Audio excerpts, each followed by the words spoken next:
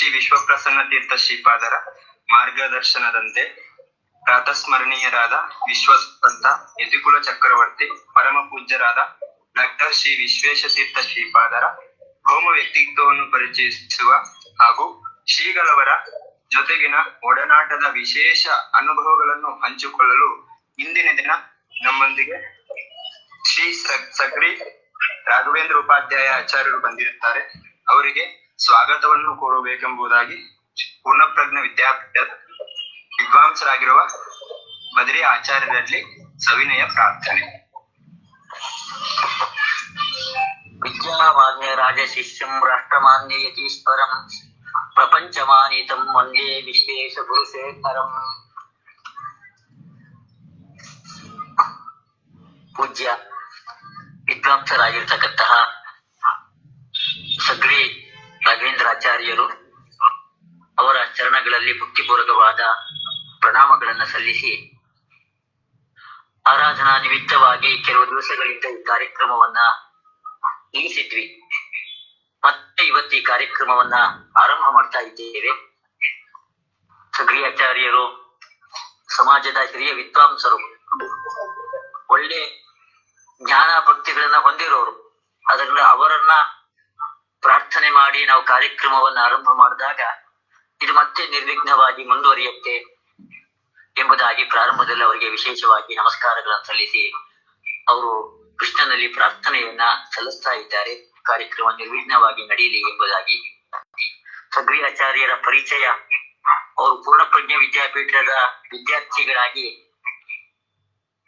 ತತ್ವವಾದದ ಸಂಪಾದಕರಾಗಿ ಅನೇಕ ರೀತಿಯಾಗಿ ಮಾಧ್ವ ಮಹಾಮಂಡಲದ ಶ್ರೀಪಾದಂಗಳವರ ಸೇವೆಯನ್ನ ಸಲ್ಲಿಸಿರ್ತಕ್ಕಂಥವ್ರು. ನಮ್ಮ ಪುರಾಣಗಳು, ಸರ್ವಮೂಲ ಗ್ರಂಥಗಳು, ಉಪನಿಷತ್ತುಗಳು ಎಲ್ಲವನ್ನೂ ಕೂಡ ತುಂಬಾ ಚೆನ್ನಾಗಿ ಅಧ್ಯಯನ ಮಾಡಿರ್ತಕ್ಕಂತಹ ವಿದ್ವಾಂಸರು. ಅವರು ಸಮಾಜಕ್ಕೆ ಕೊಟ್ಟಿರ್ತಕ್ಕಂತಹ ಪುಸ್ತಕಗಳು ಅಪೂರ್ವವಾಗಿರ್ತಕ್ಕಂತಹ ವಿಷಯಗಳನ್ನ ಒಳಗೊಂಡಿರ್ತಕ್ಕಂತಹ ಪುಸ್ತಕಗಳನ್ನ ಸಮಾಜಕ್ಕೆ ಕೊಟ್ಟಿದ್ದಾರೆ. ಆ ಕೃತಿಗಳನ್ನ ನೋಡಿದಾಗ ಸಗ್ರಿ ಆಚಾರ್ಯರ ವಿದ್ವತ್ತು ಏನು ಎಂಬುದಾಗಿ ನಮ್ಗೆ ಗೊತ್ತಾಗತ್ತೆ. ಪರಮ ಪೂಜ್ಯ ವಿದ್ಯಾಮಾನ್ಯ ತೀರ್ಥ ಶ್ರೀಪಾದಂಗಳವರು ವಿಷ್ಣು ಸಹಸ್ರನಾಮದ ಬಗ್ಗೆ ಹಿಂದೆ ಕೃತಿಯನ್ನ ತರಬೇಕು ಅಂತ ಅವರು ಹೊರಟಾಗ ಅವರು ಪ್ರಪ್ರಥಮವಾಗಿ ಆದೇಶವನ್ನು ನೀಡಿದ್ದು ನಮ್ಮ ಸಗ್ರಿ ರಾಘವೇಂದ್ರಾಚಾರ್ಯರಿಗೆ. ಯಾಕೆಂದ್ರೆ ಸರ್ವಮೂಲ ಗ್ರಂಥಗಳ ಬಗ್ಗೆ ಪರಿಪೂರ್ಣವಾದ ಜ್ಞಾನ ಸಗ್ರಿ ಆಚಾರ್ಯರಿಗಿದೆ. ಆದ್ರೆ ಒಂದೊಂದು ನಾಮಗಳು ಕೂಡ ಸರ್ವಮೂಲ ಗ್ರಂಥಗಳಲ್ಲಿ ಎಲ್ಲೆಲ್ಲಿ ಬಂದಿದೆ ಎಂಬುದನ್ನ ಬೇಗ ಹುಡುಕಬೇಕು. ಸಗ್ರಿ ಆಚಾರ್ಯರಿಗೆ ಅದೆಲ್ಲ ಬುದ್ಧಿಸ್ಥವಾಗಿರೋದ್ರಿಂದ ಅವರು ತುಂಬಾ ಚೆನ್ನಾಗಿ ಕೆಲಸ ಮಾಡ್ತಾರೆ ಎಂಬುದಾಗಿ ವಿದ್ಯಾಮಾನ್ಯ ತೀರ್ಥ ಶ್ರೀಪಾದಂಗಳವರು ಇವ್ರ ಬಗ್ಗೆ ಅಪಾರವಾದ ನಂಬಿಕೆಯಿಂದ ಆ ಕೆಲಸದ ಜವಾಬ್ದಾರಿಯನ್ನ ಸಗ್ರಿ ಆಚಾರ್ಯರಿಗೆ ಕೊಟ್ಟರು. ಸಗ್ರಿ ಆಚಾರ್ಯರು ಅದನ್ನ ನಿರ್ವಹಣೆ ಮಾಡಿದ ರೀತಿ ಅದು ತುಂಬಾ ಅಸಾಧಾರಣವಾದ ರೀತಿ. ಆ ಪುಸ್ತಕವನ್ನ ನೋಡಿದಾಗ ಸಗ್ರಿ ಆಚಾರ್ಯರಿಗೆ ಎಷ್ಟು ಸರ್ವಮೂಲ ಗ್ರಂಥಗಳ ಉಪಸ್ಥಿತಿ ಇದೆ, ಎಷ್ಟು ಅವರಿಗೆ ಪಾಂಡಿತ್ಯ ಇದೆ, ಆಳವಾದ ಅಧ್ಯಯನ ಬೇಕು, ವಿಸ್ತಾರವಾದ ಅಧ್ಯಯನ ಬೇಕು. ಅದು ಎರಡೂ ಕೂಡ ಸಗ್ರಿ ಆಚಾರ್ಯರಲ್ಲಿದೆ. ಗುರುಗಳ ಅನುಗ್ರಹದಿಂದ ಹೀಗೆ ವಿಶೇಷವಾದ ಅಧ್ಯಯನದಲ್ಲೇ ತಮ್ಮನ್ನ ತೊಡಗಿಸಿಕೊಂಡು ಉತ್ತಮವಾದ ತತ್ವಜ್ಞಾನವನ್ನ ಸಂಪಾದನೆ ಮಾಡಿದ್ದಾರೆ. ಇವತ್ತಿಗೂ ಕೂಡ ಆ ವಿಷ್ಣು ಸಹಸ್ರನಾಮದ ವಿಶೇಷವಾದ ಚಿಂತನೆಗಳು, ಒಂದೊಂದು ನಾಮಗಳು ಕೂಡ ಯಾವ್ಯಾವ ರೀತಿಯಾಗಿ ಅರ್ಥವನ್ನ ತೆರೆದುಕೊಳ್ಳುತ್ತೆ. ತುಮ್ಗೆ ಅರ್ಥವನ್ನ ಹೇಳ್ಬಿಡೋದಲ್ಲ, ಅರ್ಥವನ್ನ ಹೇಳ್ಬೇಕಾದ್ರೆ ಅದಕ್ಕೊಂದು ಆಧಾರ ಪ್ರಮಾಣ ಬೇಕು. ಸರ್ವಮೂಲ ಗ್ರಂಥಗಳ ಪ್ರಮಾಣಗಳನ್ನ ಉದಾಹರಿಸ್ತಾರೆ, ವೇದವಾಕ್ಯಗಳ ಪ್ರಮಾಣವನ್ನ ಉದಾಹರಿಸ್ತಾರೆ. ಹೀಗೆ ಸಗ್ರಿ ಆಚಾರ್ಯರು ವಿಷ್ಣು ಸಹಸ್ರನಾಮದ ಬಗ್ಗೆ ವಿಶಿಷ್ಟವಾಗಿರ್ತಕ್ಕಂಥ ಅಧ್ಯಯನವನ್ನ ಮಾಡಿರ್ತಕ್ಕಂಥವು. ಅದು ಕೇವಲ ವಿಶಿಷ್ಟ ಅಧ್ಯಯನ ಅಂದ್ರೆ ಕೇವಲ ವಿಷ್ಣು ಸಹಸ್ರನಾಮಕ್ಕೆ ಮಾತ್ರ ಮೀಸಲಲ್ಲ. ಎಲ್ಲಾ ಗ್ರಂಥಗಳ ಬಗ್ಗೆ, ಮಹಾಭಾರತ, ರಾಮಾಯಣ ಎಲ್ಲಾ ಗ್ರಂಥಗಳ ಬಗ್ಗೆಯೂ ಕೂಡ ವಿಶಿಷ್ಟವಾದ ಅಧ್ಯಯನವನ್ನ ಮಾಡಿರ್ತಕ್ಕಂತಹ ಅತ್ಯಂತ ಉತ್ತಮರಾದ ಹಿರಿಯರಾಗಿರ್ತಕ್ಕಂಥ ವಿದ್ವಾಂಸರು ಸಗ್ರಿ ಆಚಾರ್ಯರು. ನಮ್ಮ ಮಾಧ್ವ ಸಮಾಜದಲ್ಲಿ 10 ಮಾಸಿಕ ಪತ್ರಿಕೆಗಳಿದೆ. ಎಲ್ಲಾ ಪತ್ರಿಕೆಗಳಲ್ಲೂ ಲೇಖನವನ್ನು ಬರೆಯತಕ್ಕಂಥ ವಿದ್ವಾಂಸರು ಅಂದ್ರೆ ಸಗ್ರಿ ಆಚಾರ್ಯರು.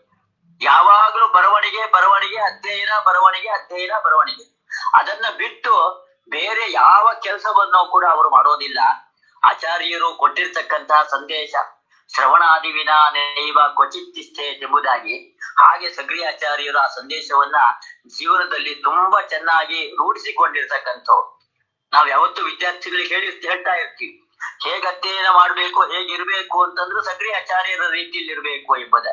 ಹೀಗೆ ವಿದ್ವತ್ ಸಮಾಜಕ್ಕೆ, ವಿದ್ಯಾರ್ಥಿಗಳಿಗೆ ಎಲ್ಲರಿಗೂ ಕೂಡ ಆದರ್ಶರಾಗಿರ್ತಕ್ಕಂಥವ್ರು ಸಕ್ರಿಯ ಆಚಾರ್ಯರು. ಉಡುಪಿಯ ಸಂಸ್ಕೃತ ಮಹಾಪಾಠಶಾಲೆಯಲ್ಲಿ ಹಲವಾರು ವರ್ಷಗಳ ಕಾಲ ದ್ವೈತ ವೇದಾಂತ ಪ್ರಾಧ್ಯಾಪಕರಾಗಿಯೂ ಕೂಡ ಸೇವೆಯನ್ನ ಸಲ್ಲಿಸಿರ್ತಕ್ಕಂಥವರು. ಮಹಾಭಾರತ, ಭಾಗವತದ ಬಗ್ಗೆ ಅನೇಕ ಕೃತಿಗಳನ್ನ ಸಮಾಜಕ್ಕೆ ಅವರು ನೀಡಿದ್ದಾರೆ. ಇಂತಹ ವಿದ್ವಾಂಸರು ಶ್ರೀಪಾದಂಗಳವರ ಜೊತೆಗೆ ಹಲವಾರು ವರ್ಷಗಳ ಕಾಲ ಒಡನಾಟವನ್ನ ಹೊಂದಿರತಕ್ಕಂಥವ್ರು. ಯಾಕೆಂದ್ರೆ ಶ್ರೀಪಾದಂಗಳವರಲ್ಲೇ ನ್ಯಾಯಸುಧಾ ಗ್ರಂಥದ ಅಧ್ಯಯನವನ್ನ ಮಾಡಿದ ವಿದ್ವಾಂಸರು ಅವರು. ಇವತ್ತು ಗುರುಗಳ ಮೇಲಿನ ಗೌರವದಿಂದ, ಭಕ್ತಿಯಿಂದ ಈ ಕಾರ್ಯಕ್ರಮಕ್ಕೆ ಬರಲಿಕ್ಕೆ ಒಪ್ಕೊಂಡಿದ್ದಾರೆ. ಯಾಕೆಂದ್ರೆ ಅವರು ಹೆಚ್ಚಾಗಿ ಎಲ್ಲೂ ಕೂಡ ಕಾರ್ಯಕ್ರಮಗಳಿಗೆ ಬರೋದಿಲ್ಲ, ಯಾವಾಗಲೂ ಅಧ್ಯಯನ, ಬರವಣಿಗೆ ಅದರಲ್ಲೇ ಮುಳುಗಿರ್ತಕ್ಕಂಥವ್ರು. ಆದ್ರೆ ಗುರುಗಳ ಮೇಲಿನ ಭಕ್ತಿಯಿಂದ ಅವರು ಇವತ್ತು ಈ ಕಾರ್ಯಕ್ರಮಕ್ಕೆ ಬಂದಿದ್ದಾರೆ. ಅವರಿಗೆ ನಾನು ನಮ್ಮ ವಿಶ್ವೇಶತೀರ್ಥ ಸೇವಾ ಸಂಘದ ಎಲ್ಲ ವಿದ್ವಾಂಸರ ಪರವಾಗಿ ಪ್ರಣಾಮ ಪೂರ್ವಕವಾಗಿ, ಭಕ್ತಿ ಪೂರ್ವಕವಾಗಿ ಪ್ರಾರ್ಥನೆಯನ್ನು ಮಾಡ್ತೀನಿ. ಅವರು ಈ ಕಾರ್ಯಕ್ರಮವನ್ನು ನಡೆಸಿಕೊಡ್ಬೇಕು ಎಂಬುದಾಗಿ.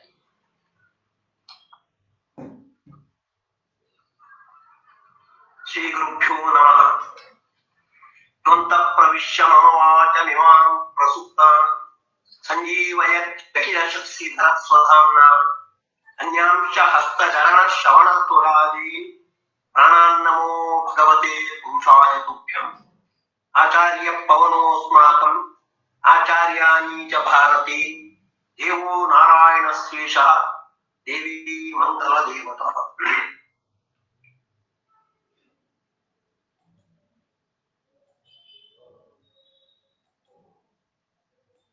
ಬ್ರಹ್ಮಚರ್ಯ ಹರಿಪ್ರೀತಿ ಸುವಿದ್ಯಾವಾದಶಾಲಿನಃ ಇಷ್ಟದಾನ್ ಕಷ್ಟಹರ್ತೃನ್ನಃ ವಿದ್ಯಾಮಾನ್ಯಾನ್ ಮುನೀನ್ ನುಮಃ. ತಪಸ್ವಾಧ್ಯಾಯ ಶುಶ್ರೂಷಾ ಕೃಷ್ಣಪೂಜಾರತಂ ಮುನಿಂ ವಿಶ್ವೇಶಂ ಇಷ್ಟದಂ ವಂದೇ ಹರಿವ್ರಾಟ್ ಚಕ್ರವರ್ತಿನಂ. ಶ್ರೀ ಗುರುಭ್ಯೋ ನಮಃ. ವಿಶ್ವೇಶತೀರ್ಥರ ಸೇವಾ ಸಂಘದ ವತಿಯಿಂದ ನಡೆಯತಕ್ಕಂತಹ ಇಂತಹ ವಿಶ್ವೇಶತೀರ್ಥರ ಚಿಂತನೆಯಲ್ಲಿ ತೊಡಗಿ ಅದನ್ನು ಆಸ್ವಾದಿಸ್ತಾ ಇರ್ತಕ್ಕಂತಹ ಅಧ್ಯಾತ್ಮ ಬಂಧುಗಳಿಗೆ ವಿಶೇಷವಾದ ಅಭಿನಂದನೆಯನ್ನು ಸಲ್ಲಿಸ್ತಾ ಇದ್ದೇನೆ. ಬದಲಿ ಆಚಾರ್ಯರು ನನ್ನ ಬಗ್ಗೆ ಹೇಳಿರ್ತಕ್ಕಂತಹ ಮಾತುಗಳು, ವಿಶ್ವೇಶತೀರ್ಥರ ವಿಶೇಷ ಸೇವೆಯನ್ನು ನಡೆಸಿರ್ತಕ್ಕಂತಹ ಬದ್ರಿ ಆಚಾರ್ಯರ ಒಳಗಿರ್ತಕ್ಕಂತಹ ವಿಶ್ವೇಶತೀರ್ಥರು ಮಾಡಿರ್ತಕ್ಕಂತಹ ಅನುಗ್ರಹ ಅಂತ ನಾನು ಅದನ್ನು ಭಾವಿಸ್ತಾ ಇದ್ದೇನೆ. ನನ್ನ ಈ ಚಿಂತನೆಯನ್ನು ಮಧ್ವಗುರುಗಳು ಹಾಕಿಕೊಟ್ಟಿರ್ತಕ್ಕಂತಹ ಒಂದು ಸೂತ್ರದ ಅಡಿಯಲ್ಲಿ ನಾನು ಪ್ರಾರಂಭಿಸಬೇಕು ಅಂತ ಇಚ್ಛಿಸ್ತಾ ಇದ್ದೇನೆ. ವೈಷ್ಣವರ ಚರಿತ್ರೆಯ ಚಿಂತನೆಯನ್ನು ಹೇಗೆ ಮಾಡಬೇಕು ಅನ್ನೋದಕ್ಕೆ ಆಚಾರ್ಯರು ಒಂದು ನಿಯಮವನ್ನು ಪ್ರಸ್ತುತಪಡಿಸಿದ್ದಾರೆ. ಚರಿತ್ರಂ ವೈಷ್ಣವಾನಂತೂ ವಿಷ್ಣುದ್ರೇಕಾಯ ಕಥ್ಯತೆ.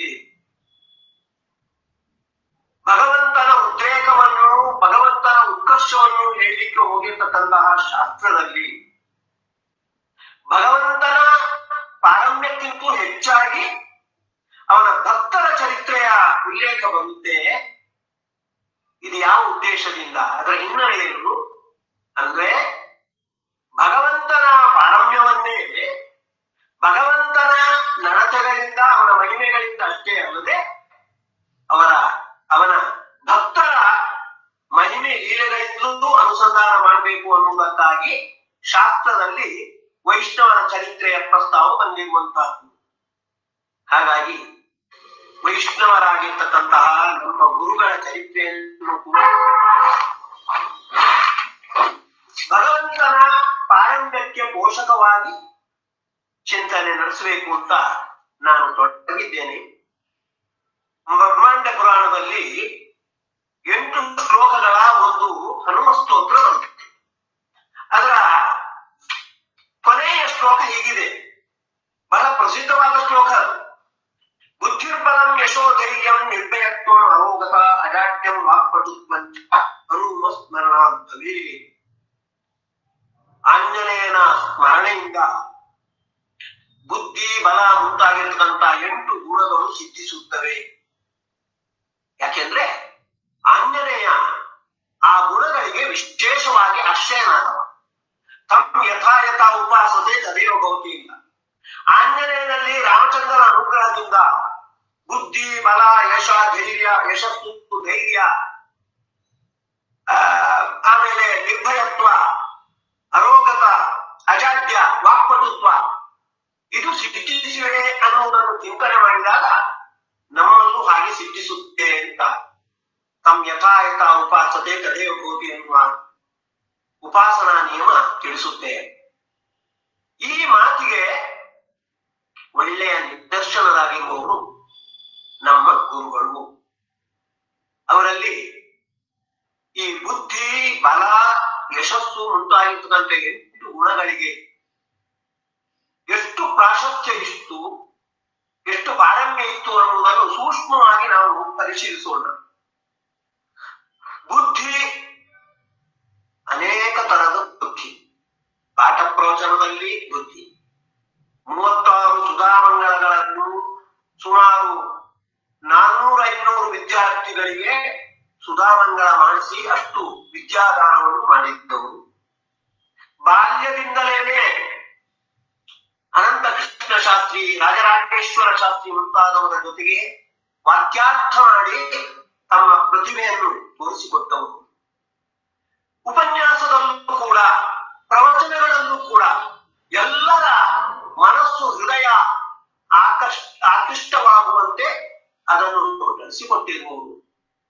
ಇದಕ್ಕಿಂತ ಮುಖ್ಯವಾಗಿ ಬೇರೆ ಬೇರೆ ವ್ಯವಹಾರಗಳನ್ನು, ಆ ವ್ಯವಹಾರಗಳಿಗೆ ಬೇಕಾಗಿರ್ತಕ್ಕಂತಹ ಒಂದು ಬುದ್ಧಿವಂತಿಕೆ, ಇದು ಶಾಸ್ತ್ರಕ್ಕೆ ಸಂಬಂಧಪಟ್ಟ ಬುದ್ಧಿವಂತಿಕೆ ಆಗಿದೆ. ವ್ಯವಹಾರಕ್ಕೆ ಬೇಕಾಗಿರುವಂತಹ ದೊಡ್ಡ ಮಟ್ಟದಲ್ಲಿ ಅವರು ಸಂಘಟನೆ ಮಾಡಿದ್ದಾರೆ ಅಂದ್ರೆ ಸಂಘಟನೆಗೆ ಸಂಬಂಧಪಟ್ಟಿರ್ತಕ್ಕಂತಹ ಬುದ್ಧಿವಂತಿಕೆ, ಅದು ಲೌಕಿಕ ಬುದ್ಧಿವಂತಿಕೆ, ಅದು ಕೂಡ ಅವರಲ್ಲಿ ನೆಲೆಸಿತ್ತು.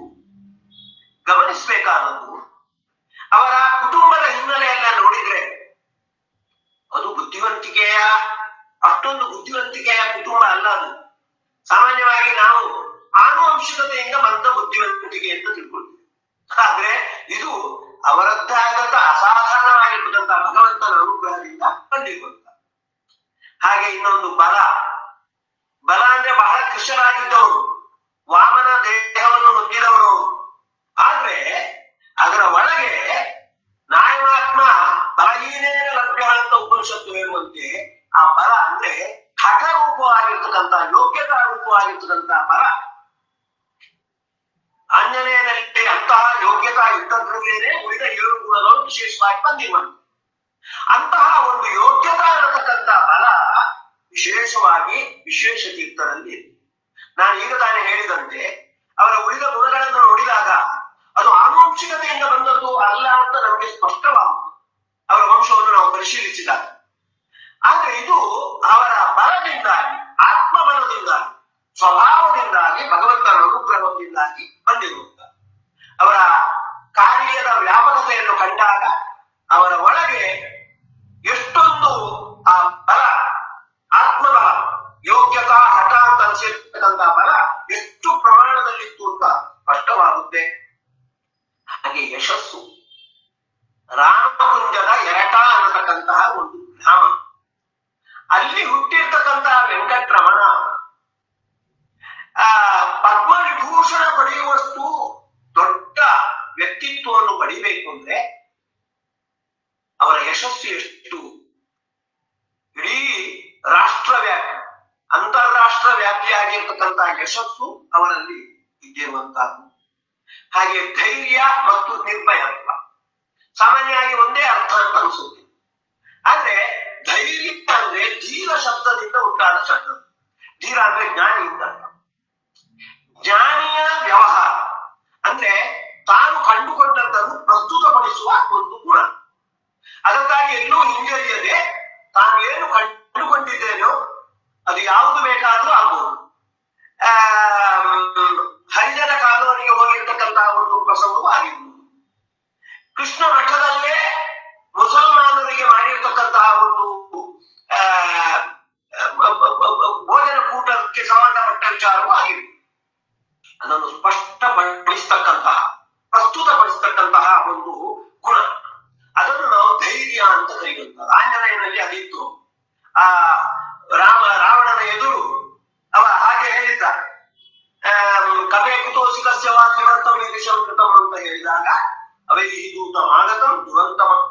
ವತ್ಸ್ಯವ ರಘುತ್ತಮಸ್ಯ ರಘುತ್ತಮನ ದೂತನಾಗಿದ್ದೇನೆ ಅಂತ ಸ್ಪಷ್ಟವಾಗಿ ಪ್ರತಿಪಾದಿಸಿದ್ದಾರೆ. ಇದು ಧೈರ್ಯ.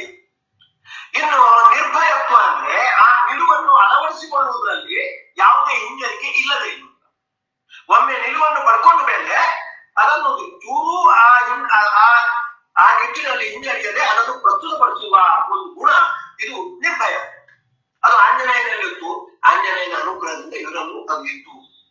ನಿರ್ಭಯತ್ವ ತಾವು ಕಂಡುಕೊಂಡಿರ್ತಕ್ಕಂತಹ ಒಂದು ಏನು ನಿಲುವಿದೆ ಅದನ್ನು ಪ್ರಸ್ತುತಪಡಿಸುತ್ತಾರೆ. ಗಮನಿಸಬೇಕಾದದ್ದು ಅವರು ಮಾತೃ ಸಮಾಜಕ್ಕೆ ಬ್ರಾಹ್ಮಣ ಸಮಾಜಕ್ಕೆ ಬಹಳ ವಿಚಿತ್ರವಾಗಿರ್ತಕ್ಕಂತಹ ಒಂದು ಘಟನೆ. ಅದು ಅಂದ್ರೆ ಹರಿಜನ ಕಾಲೋನಿಗೆ ಹೋಗಿರುವಂತ ಮಲ್ಲೇಶ್ವರದಲ್ಲಿ, ಬೆಂಗಳೂರಿನಲ್ಲಿ. ಅದನ್ನು ಅವರ ಗುರುಗಳಿಂದಲಾಗಿ ಎಲ್ಲರೂ ಅದನ್ನು ವಿರೋಧಿಸಿದ್ರು. ಆದ್ರೆ ಅವರು ಅದನ್ನು ಅಷ್ಟು ಇದು ಒಂದು ಇದ್ದಕ್ಕಿದ್ದಂತೆ ಕೈಗೊಂಡಿರ್ತಕ್ಕಂತಹ ನಿಲುವಲ್ಲ. ಅದರ ಬಗ್ಗೆ ಸಾಕಷ್ಟು ವಿವೇಚನೆ ಮಾಡಿದ್ದಾರೆ. ಸಾಮಾಜಿಕವಾಗಿ ಅಷ್ಟೇ ಅಲ್ಲ, ಶಾಸ್ತ್ರೀಯವಾಗಿ ಕೂಡ. ಹಾಗಾಗಿ ಅವರ ನಿಲುವನ್ನು ಸ್ಪಷ್ಟವಾಗಿ ತಮ್ಮ ಗುರುಗಳಿಗೂ ಕೂಡ ಹೇಳಿ, ಕ್ರಮೇಣ ಗುರುಗಳು ಕೂಡ ಹೌದು ಅವರಿಗೆ ಹರಿದೀಕ್ಷೆ ಕೊಡುವುದಾಗಿದ್ರೆ, ಅವರು ಭಗವದ್ಭಕ್ತರನ್ನಾಗಿ ಮಾಡುವುದಾಗಿದ್ರೆ ಅದು ಗ್ರಾಹ್ಯವಾಗಿರುವಂತಹದ್ದು. ಮಗುವನ್ನು ಕೋಪದಿಂದ ಹೊರ ಹಾಕಿ ಬಿಟ್ರೆ ಅದನ್ನು ಹುಲಿ ಎತ್ಕೊಂಡು ಹೋಗುತ್ತೆ. ಹಾಗಾಗಿ ಆ ಮಗುವನ್ನು ಆದಷ್ಟು ಬೇಗ ಒಳಗೆ ತೆಕ್ಕೊಳ್ಬೇಕಾದ್ರು. ಈ ದೃಷ್ಟಾಂತ ಕೊಡ್ತಾ ಇದ್ರು ಗುರುಗಳು. ಹಾಗೆ ನಮ್ಮವರೇ ಆಗಿರ್ತಕ್ಕಂತಹ ಕೆಳ ವರ್ಗದ ಜನರನ್ನು ನಾವು ಕೂಡ ಉದಾಸೀನ ಮಾಡಿ ಅವರನ್ನು ಉಪೇಕ್ಷೆ ಮಾಡಿ ದೂರ ಮಾಡಿಬಿಟ್ರೆ ಅವರು ಬೇರೆ ಯಾವುದೋ ವರ್ಗದವರಿಗೆ ಸೇರಿ ಕೊನೆಗೆ ಅವರಿಗೆ ಮಹಾ ನಮ್ಮ ಮೇಲೆ ದ್ವೇಷ ಬಂದು ನಮ್ಮ ಹಿಂದುತ್ವವನ್ನೇ ಬ್ರಾಹ್ಮಣ್ಯವನ್ನೇ ಸಂಸ್ಕೃತಿಯನ್ನೇ ದೂರತಕ್ಕಂತಹ ಅದನ್ನು ದೂಷಿಸ್ತಕ್ಕಂತಹ ಕೆಟ್ಟ ಗದ್ಯ ಪ್ರವೃತ್ತಿಗೆ ಈ ಒಂದು ಅಪಾಯ ಇದೆ. ಇದನ್ನೆಲ್ಲ ಚೆನ್ನಾಗಿ ಪ್ರತಿಪಾದಿಸಿ ಆ ನಿಲುವನ್ನು ಒಪ್ಪಿಕೊಳ್ಳುವಂತೆ ಮಾಡಿದ್ರು. ಹಾಗೆ ರಾಮ ಜನ್ಮಭೂಮಿಯ ವಿಮೋಚನಾ ಇದರಲ್ಲಿ ಚಳವಳಿಯಲ್ಲಿ ಪ್ರತಿಯೊಂದು ಚಳವಳಿಯಲ್ಲೂ ಭಾಗವಹಿಸಿ ಅದನ್ನು ಸಮರ್ಥವಾಗಿ ನೆರವೇರಿಸ್ತಾ ಇದ್ದು ಅದಕ್ಕೆ ಬೇಕಾಗಿರ್ತಕ್ಕಂತಹ ಧೈರ್ಯ ಮತ್ತು ನಿರ್ಭಯತ್ವ ಅವರಲ್ಲಿ. ಹಾಗೆ ಅರೋಗತ ಗಮನಿಸಬೇಕಾಗಿದೆ. 89 ವರ್ಷ ಬಾಳಿರ್ತಕ್ಕಂತಹ ವಿಶೇಷ ತೀರ್ಥರು ಹಾಗಾಗಿ ಬೇರೆ ಬೇರೆ ರೋಗಗಳಿಗೆಲ್ಲ ತುತ್ತಾಗಿದ್ರು. ಆದ್ರೆ ಗಮನಿಸಬೇಕಾದದ್ದು ಅವರ ಸಂಚಾರಕ್ಕೆ ಅನುಗುಣವಾಗಿ ಅವರಲ್ಲಿ ರೋಗಗಳು ಇರಲಿಲ್ಲ. ಅವು ಒಂದು ದಿವಸ ಕೂತಲ್ಲಿ ಮತ್ತೊಂದು ದಿವಸ ಕೂರ್ತಿರ್ಲಿಲ್ಲ. ಇವತ್ತು ಉಡುಪಿಯಲ್ಲಿದ್ರೆ ನಾಳೆ ಡಿಲ್ಲಿಯಲ್ಲಿದ್ರೆ ಮತ್ತೊಂದು ದಿವಸ ಬಾಂಬೆ, ಹೀಗೆಲ್ಲ ಅಡ್ಡಾಡ್ತಾ ಇದ್ರು. ಅದು ಎಷ್ಟು ಯೌವನದಲ್ಲಿ ಮಾತ್ರ ಅಲ್ಲ, ವೃದ್ಧಾಪ್ಯದಲ್ಲೂ ಕೂಡ ಅಷ್ಟು ಚಟುವಟಿಕೆಯಿಂದ ಅಷ್ಟು ಸಂಚಾರದಿಂದ ಕೂಡಿದವರಿಗೆ ಅವರಿಗೆ ಬಂದಿರತಕ್ಕಂಥ ರೋಗಗಳು ಬಹಳ ಕಡಿಮೆ. ಇನ್ನು ಗಮನಿಸಬೇಕಾದದ್ದು ಅಂದ್ರೆ ಅವರ ಪ್ರಾರಂಭ ಕರ್ಮಕ್ಕೆ ಅನುಗುಣವಾಗಿ ಅವರ ಪಂಚಮ ಪರ್ಯಾಯದ ಅವಧಿಯಲ್ಲಿ ಅವರಿಗೆ ಒಂದು ಹರ್ನಿಯ ರೋಗ ಬಂತು. ಅದನ್ನು ಭಗವಂತ ಉಪಮರ್ತ ಎಷ್ಟು ಚಮತ್ಕಾರವಾಗಿ ಮಾಡಿದ ಅಂದ್ರೆ ಹರ್ನಿಯಾಕ್ಕೆ ಪೀಡಿತರಾಗಿ ಶಸ್ತ್ರಚಿಕಿತ್ಸೆಗೆ ಒಳಗಾದವರು ಸುಮಾರು 10-15 ದಿವಸ ಆದರೂ ಕೂಡ ವಿಷ ಹತ್ತುಕೊಂಡು ಅದನ್ನು ಗುರುಗಳಿಗೆ 3-4 ದಿವಸದಲ್ಲಿ ಅದು ಗುಣ ಆಯ್ತು. ಅವ್ರು ಮತ್ತೆ ಪೂಜೆಗೆ ಬಂದು ಕೃಷ್ಣನ ಪೂಜೆಗೆ ನೆರವೇರಿಸಿದ್ರು. ಇದು ಅರೋಗತ. ಧನ್ವಂತರಿಗೆ ವಿಶೇಷವಾಗಿ ಅನುಗ್ರಹ ಮಾಡಿ ಪ್ರಾರಬ್ಧ ಧರ್ಮಕ್ಕೆ ಅನುಗುಣವಾದದ್ದನ್ನು ಸ್ವಲ್ಪ ಕೊಡ್ಲೇಬೇಕಾದದ್ದು. ಆದ್ರೆ ಅದನ್ನು ಉಪಮಂತಕ್ಕೆ ಒಳಪಡಿಸಿ ಆದಷ್ಟು ಬೇಗ ಗುಣಮುಖ ಆಗುವಂತೆ ಮಾಡಿ ಅವರಿಗೆ ಅನುಗ್ರಹ ಮಾಡಿದ್ದ. ಹಾಗಾಗಿ ಅರೋಗತವನ್ನು ಅವರು ಒಳಗೊಂಡಿರುವಂತಹದ್ದು. ಅದೇ ರೀತಿ ಅಜಾತ್ಯ ಬಹಳ ಚಟುವಟಿಕೆಯಿಂದ ಕೂಡಿದವರು. ಒಮ್ಮೆಯೂ ಕೂಡ ಅವರು ಒಂದು ಕಡೆ ಕೂತವರು ಅಲ್ಲ. ಅವರ 60ನೇ ಶಾಂತಿಯ ಸಂದರ್ಭದಲ್ಲಿ 80ನೇ ಶಾಂತಿಯ ಸಂದರ್ಭದಲ್ಲಿ ಅವರ ಶಿಷ್ಯರೆಲ್ಲ ಹೇಳ್ಕೊಂಡರು, ಇಷ್ಟವರೆಗೆ ನೀವು ಅಡ್ಡಾಡಿ ಬೇರೆ ಬೇರೆ ಕಡೆಗೆ ಹೋಗಿ ಎಲ್ಲ ಧರ್ಮ ಪ್ರಚಾರ ಇತ್ಯಾದಿಗಳನ್ನು ಮಾಡಿದ್ದೀರಿ. ಇನ್ನು ಮೇಲೆ ನೀವು ಒಂದು ಕಡೆ ಕೂತ್ಕೊಳ್ಬೇಕು, ಅಲ್ಲಿಗೆ ಉಳಿದವರೆಲ್ಲ ಬರುವಂತಾಗ್ಬೇಕು. ಆಗ ಅವ್ರಿಗೆ ಹೇಳಿದ್ದೇನು ಗೊತ್ತಾ, ಈಗ ಪಂಚಭೂತಗಳಲ್ಲಿ ಪೃಥ್ವಿ ಇತ್ಯಾದಿಗಳೆಲ್ಲ ಒಂದು ಕಡೆ ಇರ್ಬೋದು, ಅಲ್ಲಿ ವಾಯು ಹಾಗೆ ಇರುತ್ತಾ, ಅದಕ್ಕೆ ಸದಾಗತಿ ಅಂತ ಹೆಸರು. ಅದರ ಸ್ವಭಾವವೇ ಹಾಗೆ. ಹಾಗಾಗಿ ಯಾರಾದ್ರೂ ಹೇಳಿ ನೋಡಿ ಪೃಥ್ವಿ ಹಾಗೆ ಒಂದು ಕಡೆ ಕೂತಿದೆ, ಹಾಗೆ ವಾಯು ಕೂಡ ಒಂದು ಕಡೆ ಕೂತ್ಕೊಳ್ಬೇಕು, ವಾಯು ಏನ್ ಹೇಳ್ಬೋದು, ಪೃಥ್ವಿ ಅದರ ಧರ್ಮ, ಅದು ಒಂದು ಕಡೆ ಕೂಡು. ಮಾಡುವಂತ. ಹಾಗೆ ನಾನು ಕೂಡ ವಾಯುನಂತೆ ಇರುವವ, ನನ್ನ ಸ್ವಭಾವವೇ ಇದು, ಹಾಗಾಗಿ ನಾನು ಇದನ್ನು ಬದಲಾಯಿಸುವುದಿಲ್ಲ ಅಂತ ಹೇಳಿ ಬೇರೆ ಬೇರೆ ಕಡೆಗೆ ಹೋಗ್ತಾ ಅಲ್ಲಿ ತತ್ವ ಪ್ರಚಾರ ಇತ್ಯಾದಿಗಳನ್ನು ಮಾಡುತ್ತಾ ಕೊನೆಯವರೆಗೂ ಕೂಡ ಇದ್ದವರು ಅಜಾಡ್ಯ ಕ್ರಿಯಾಶೀಲತೆ ಅನ್ನುವುದು ವಿಶೇಷವಾಗಿ ವಿಶ್ವೇಶತೀರ್ಥರಲ್ಲಿ ಕಂಡಿದ್ದು. ಹಾಗೆ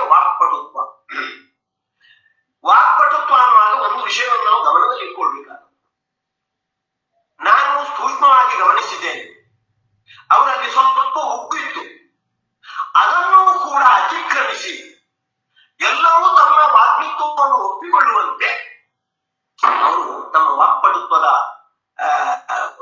ಪ್ರಯೋಗವನ್ನು ಮಾಡ್ತಾ ಇದ್ರು. ಅದಕ್ಕಾಗಿ ಅವರು ವಿಶೇಷವಾಗಿ ಪ್ರಮಾಣ ಶ್ಲೋಕಗಳನ್ನೆಲ್ಲ ಹೆಚ್ಚಾಗಿ ಉದಾಹರಿಸ್ತಾ ಇರಲಿಲ್ಲ. ಪ್ರವಚನಕ್ಕೆ ಎಷ್ಟು ಅವಶ್ಯಕವೋ ಅಷ್ಟು ಮಾತ್ರ ಆ ಪ್ರಮಾಣದ ಒಂದು ತುಂಡು ಮಾತ್ರ ಅದನ್ನು ಹೇಳಿ ಅದಕ್ಕೆ ಸಂಬಂಧಪಟ್ಟದೆಲ್ಲ ವಿವರಣೆ ಕೊಟ್ಟು ಎಲ್ಲರೂ ಅದನ್ನು ಮೆಚ್ಚಿಕೊಳ್ಳುವಂತೆ ಅವರು ಮಾಡ್ತಾ ಇದ್ರು. ಈ ವಾಕ್ಪಟುತ್ವ ಅನ್ನೋದು ಅವರಲ್ಲಿ ವಿಶೇಷವಾಗಿ ಬಂದಿತ್ತು. ಹಾಗಾಗಿ ಅವರು ಸಂಘಟನೆ ಇತ್ಯಾದಿಗಳನ್ನು ಸಂಘಟನೆ ಮಾಡುವುದರಲ್ಲಿ ಅವರು ಬಹಳ ಯಶಸ್ಸನ್ನು ಪಡೆಯುವುದಕ್ಕೆ ಈ ವಾಕ್ಪಟುತ್ವ ಅನ್ನೋದು ಕಾರಣವಾಗಿತ್ತು. ಹಾಗಾಗಿ ಆ ಆಂಜನೇಯನ ಸ್ಮರಣೆಯಿಂದ ಈ 8 ಗುಣಗಳು ಬರುತ್ತೆ ಅನ್ನುವುದಕ್ಕೆ ಒಳ್ಳೆಯ ಉದಾಹರಣೆ ವಿಶ್ವೇಶತೀರ್ಥರು. ಅವರು ಇಲ್ಲಿ ಆಂಜನೇಯನ ಸ್ಮರಣೆ ಮಾಡಿದ್ದಾರೆ ಅಂದ್ರೆ ಅವರಿಗೆ ಸನ್ಯಾಸಾಶ್ರಮ ಆದದ್ದೇ ಹಂಪೆಯ ಯಂತ್ರೋದ್ಧಾರಕ ಪ್ರಾಣದೇವನ ಸನ್ನಿಧಾನದಲ್ಲಿ. ಗಮನಿಸಬೇಕಾದದ್ದು, ವಿಶ್ವಮಾನ್ಯ ತೀರ್ಥರು ಅವರ ಗುರುಗಳು ವಿಶ್ವೇಶ ತೀರ್ಥರಿಗೆ ಆಶ್ರಮ ಕೊಡ್ಬೇಕು ಅಂತ ನಿಶ್ಚಯ ಮಾಡಿದ್ರು. ಆಶ್ರಮ ಉಡುಪಿಯಲ್ಲೇ ಕೊಡ್ಲಿಕ್ಕೆ ಅವರಿಗೆ ಮನಸ್ಸಿರ್ಲಿಲ್ವೋ ಏನು, ಬೇಡ ಒಂದು ಹಳ್ಳಿಯಲ್ಲಿ ಹೋಗಿ ಕೊಡ್ಬೇಕು ಅಂದ್ರೆ ಬೇದಾವರ ಅನ್ನತಕ್ಕಂಥ ಒಂದೇ ಒಂದು ಗ್ರಾಮ ಇದೆ, ಅಲ್ಲಿಗೆ ಹೋಗುವುದಿತ್ತು. ಅಥವಾ ಬೇದಾವರ ಮಠಕ್ಕೆ ಸೇರಿರ್ತಕ್ಕಂಥ ಕಣ್ಣು ತೀರ್ಥ ಇತ್ಯಾದಿಗಳು ಗ್ರಾಮಗಳಿವೆ, ಅಲ್ಲಿ ಹೋಗಿ ಕೊಡುವುದಿತ್ತು.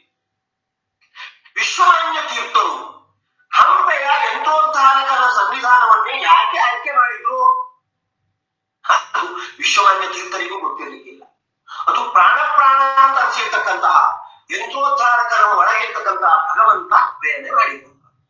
ಯಾಕೆಂದ್ರೆ ಪ್ರಾಣದೇವರ ವಿಶೇಷ ಅನುಗ್ರಹ ಈ ವ್ಯಕ್ತಿಯ ಮೇಲೆ ಆಗಬೇಕು, ಈ 8 ಗುಣಗಳು ವಿಶೇಷವಾಗಿ ಆ ವ್ಯಕ್ತಿಯಲ್ಲಿ ಕಾಣಿಸುವಂತಾಗಬೇಕು, ಆ ಮೂಲಕ ಅವರಿಂದ ಸಾಕಷ್ಟು ಸಾಧನೆಗಳು ನಡಿಬೇಕು ಅನ್ನುವುದಕ್ಕಾಗಿ ಯಂತ್ರೋದ್ಧಾರಕ ಪ್ರಾಣದೇವನ ಒಳಗಿರ್ತಕ್ಕಂಥ ಪ್ರಾಣ ಅಂತ ಅನಿಸಿರ್ತಕ್ಕಂಥ ಭಗವಂತ ವಿಶ್ವಮಾನ್ಯ ತೀರ್ಥರಿಗೆ ಪ್ರೇರಣೆ ಮಾಡಿ ಅವರಿಂದ ಇಲ್ಲಿ ಅವರಿಗೆ ಆಶ್ರಮ ದೊರಕುವಂತೆ ಮಾಡಿರುತ್ತಾರೆ. ಇದೊಂದು ಏನು ದೊಡ್ಡ ಸಂಗತಿ ಅಂತ ಅನಿಸಬಹುದು. ಆದ್ರೆ ಸನ್ಯಾಸಾಶ್ರಮ ಸ್ವೀಕಾರ ಅನ್ನುವಂತಹದ್ದು ಅದು ಬ್ರಾಹ್ಮಣನ ಪಾಲಿಗೆ ಹೇಗೆ ಉಪನಯನ ಅನ್ನುವಂತಹದ್ದು 2ನೇ ಜನ್ಮವು, ಹಾಗೆ ಸನ್ಯಾಸಾಶ್ರಮ ಸ್ವೀಕಾರ ಅನ್ನುವುದು ಆ ವ್ಯಕ್ತಿಗೆ 2ನೇ ಜನ್ಮ ಇರ್ತದೆ. ಅಷ್ಟರವರೆಗೆ ಅವರು ವೆಂಕಟರಮಣ. ಸನ್ಯಾಸಾಶ್ರಮ ಸ್ವೀಕಾರ ಮಾಡಿದ ಮೇಲೆ ವಿಶ್ವೇಶತೀರ್ಥರು ಅಂದ್ರೆ ಬೇರೆ ಒಂದು ಜನ್ಮ. ಆ ಜನ್ಮ ಹೊಂದಿರುವಂತಹದ್ದು ಆ ಯಂತ್ರೋದ್ಧಾರಕ ಪ್ರಾಣದೇವನ ಸನ್ನಿಧಾನದಲ್ಲಿ. ಹಾಗಾಗಿ ಯಂತ್ರೋದ್ಧಾರಕ ಪ್ರಾಣದೇವ ವಿಶೇಷವಾಗಿ ಅವರಿಗೆ ಅನುಗ್ರಹ ಮಾಡಿ ಆ ಅನುಗ್ರಹವನ್ನು ಅವರು ಅನುಭವಿಸ್ತಾ ಇದ್ರು. ಹಾಗಾಗಿ ಅವರು ಬೇರೆ ಬೇರೆ ಅನುಷ್ಠಾನಗಳನ್ನು ಅಳವಡಿಸಿಕೊಳ್ತಾ ಇದ್ರು. ಅದರಲ್ಲಿ ಒಂದು ಅನುಷ್ಠಾನ ವಾಯುಸ್ತುತಿಯ ಪುರಸ್ಕರಣೆ. ಅದನ್ನು ಎಂದೂ ಬಿಡ್ತಾ ಇರಲಿಲ್ಲ ಅವರು. ಎಷ್ಟು ಸಂಚಾರದ ಒತ್ತಡ ಇದ್ರೂ ಕೂಡ, ಅದು ರಾತ್ರಿ ಆಗಿರ್ಬೋದು, ಬೆಳಿಗ್ಗೆ ಆಗಿರ್ಬೋದು, ಇದನ್ನು ವಾಯುಸ್ತುತಿ ಪುರಸ್ಕರಣೆಯನ್ನು ವಿಶೇಷವಾಗಿ ನಡೆಸ್ತಾ ಇದ್ರು. ಹಾಗಾಗಿ ಎಷ್ಟು ಭಗವಂತ ಅನುಗ್ರಹ ಮಾಡಿದ್ದಾನೆ ಅಂದ್ರೆ ಅವರ ಪಾರ್ಥಿವ ಶರೀರವನ್ನು ವೃಂದಾವನದ ಒಳಗೆ ಆ ಭೂಮಿಯ ಒಳಗೆ ಇಡುವಾಗ ಅವರ ಶಿಷ್ಯರಾಗಿರ್ತಕ್ಕಂಥ ವಿಶ್ವಪ್ರಸನ್ನ ತೀರ್ಥರು ಅವರ ಕೈಯಲ್ಲಿ ಅವರು ಪುರಸ್ಕರಣೆಗೆ ಯಾವ ಪ್ರತೀಕವನ್ನು ಬಳಸಿಕೊಂಡಿದ್ರು ಆ ಪ್ರತೀಕವನ್ನು ಹಾಗೆ ಇಟ್ಟಿದ್ರು. ಸಾಮಾನ್ಯವಾಗಿ ಆ ಪ್ರತೀಕವನ್ನೆಲ್ಲ ತಗೊಂಡು ಅದನ್ನು ಉಳಿದವರು ಬಳಸಿಕೊಳ್ಳುದು. ಆದ್ರೆ ಗುರುಗಳ ಕೈಯಲ್ಲಿ ಆ ಪ್ರತಿಮೆ ಹಾಗೆ ಇರಲಿ. ಅದು ಬೆಳ್ಳಿಯ ಪ್ರತಿಮೆ ಅನ್ನೋದು ಬಿಟ್ಟುಕೊಳ್ಳೋಣ, ಅಂತೂ ಅವರ ಸಾಧನೆಗೆ ವಿಶೇಷವಾಗಿ ಉಪಯುಕ್ತವಾದ ಪ್ರತಿಮೆ ಅದು ನಮ್ಗೆ ಬೇಕು ಅಂತ ಯಾರಾದ್ರೂ ಅಪೇಕ್ಷೆ ಪಟ್ಟಿದ್ದ ಆಶ್ಚರ್ಯ ಇಲ್ಲ. ಆದ್ರೆ ವಿಶ್ವಪ್ರಸನ್ನ ತೀರ್ಥರಿಗೆ ಪ್ರೇರಣೆ ಮಾಡಿ ಭಗವಂತ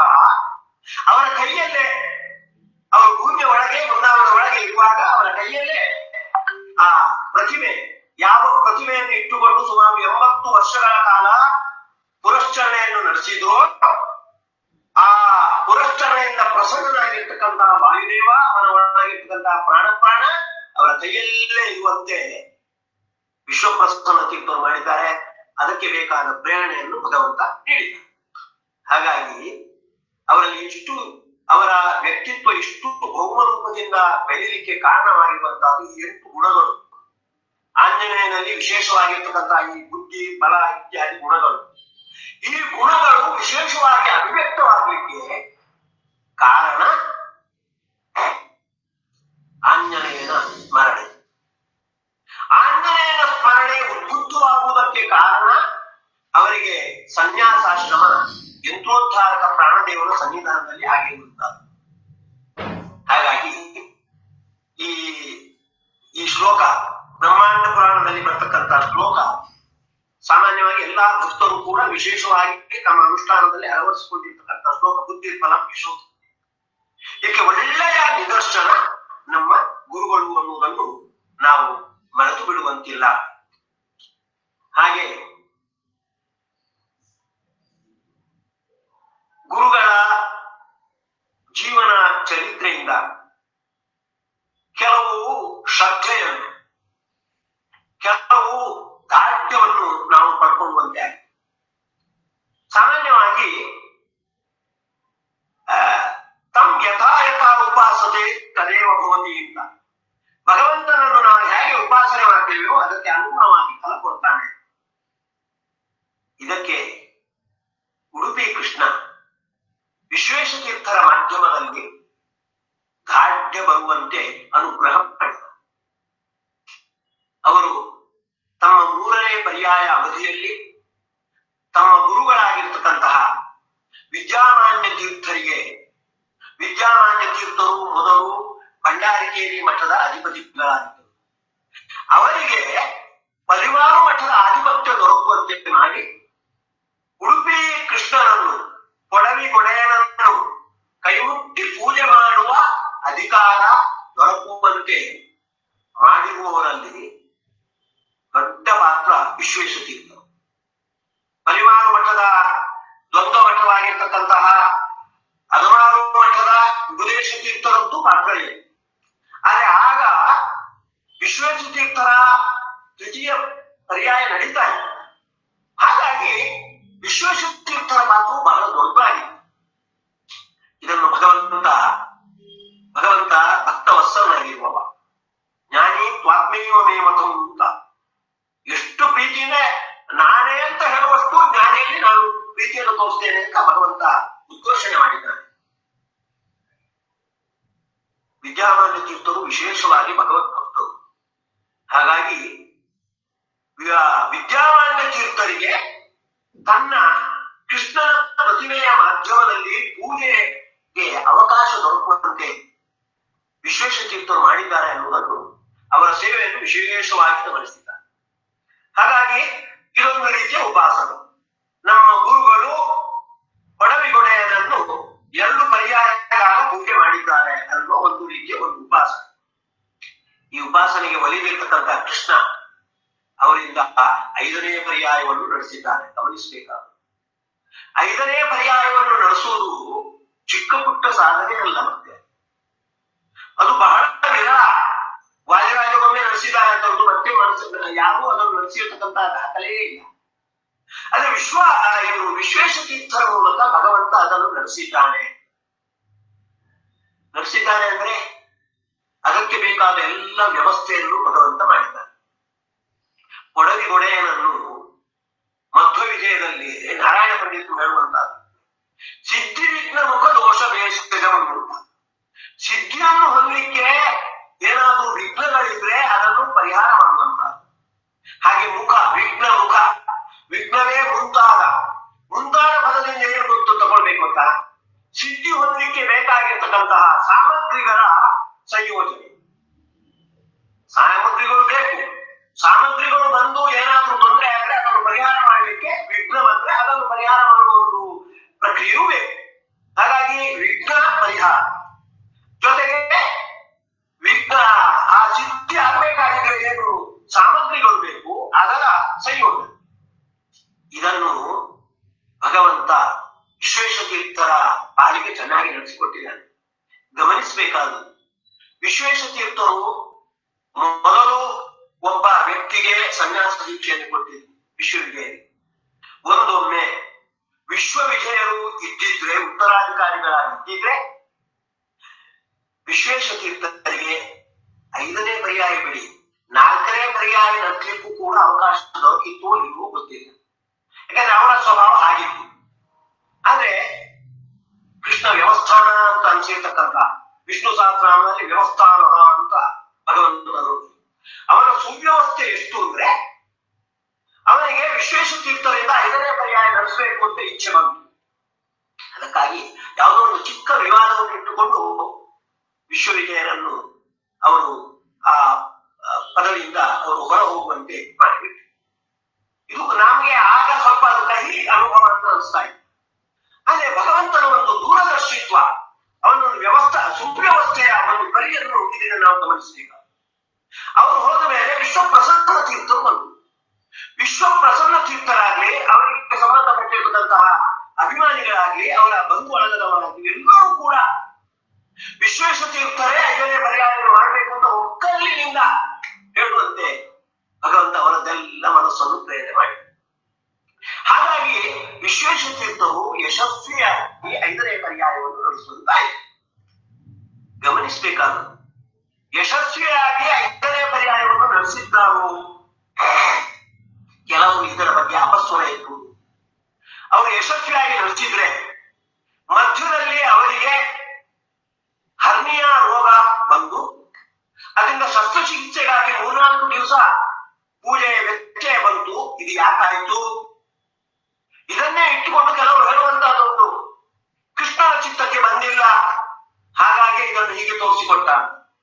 ಆದ್ರೆ ಗಮನಿಸಬೇಕಾದದ್ದು, ಒಂದೊಮ್ಮೆ ಕೃಷ್ಣನ ಚಿತ್ತಕ್ಕೆ ಅವರ 5ನೇ ಪರ್ಯಾಯದಲ್ಲಿ ಪೂಜೆ ಮಾಡುವುದು ಅವರ ಚಿತ್ತಕ್ಕೆ ಬಂದಿಲ್ಲ ಅಂದ್ರೆ ಏನಾಗಬೇಕಿತ್ತು?